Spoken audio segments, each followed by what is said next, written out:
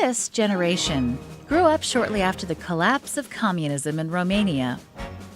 They didn't experience life under a socialist government like their parents, but their lives have still been shaped by their country's past.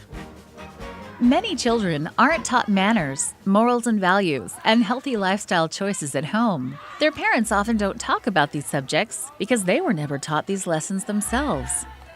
The Seventh-day Adventist Church in Romania recognizes the importance of instructing this younger generation to help them live healthy, balanced lives. One of the main projects we have here is called Etiquette, which is done in about 15 schools in this region alone. The project is about going into schools to hold seminars in middle and high schools. These seminars are about how to develop fully into their human potential.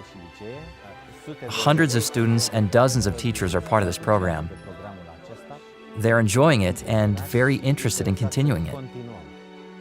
This program uses accredited and trained volunteers to offer educational activities such as seminars, symposiums, and forums in public schools.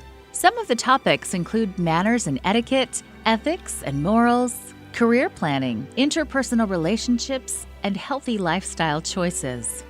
The first part of the program takes place in the classroom throughout the school year.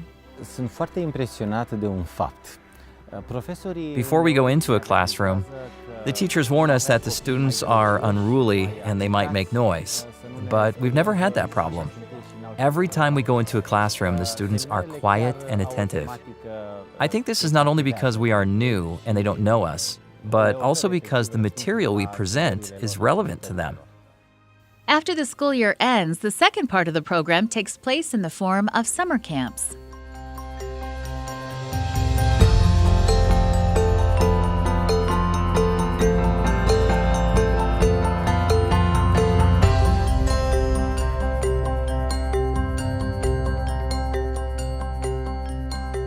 A major focus of the camp is team building and lifestyle education. This camp experience has been successful in developing healthy friendships. For many, it has also sparked an interest in learning more about Jesus, especially from people who otherwise wouldn't go to religious meetings or church programs. A life that is centered on values and goals is a life that has meaning. By trying to portray this to the young people, we get closer to them. Because we get closer to them, we can actually talk to them about Jesus. I think the church exists to work for others. Jesus is an example to us. We're trying to follow that example. Before we did this project, the church was pretty much unknown.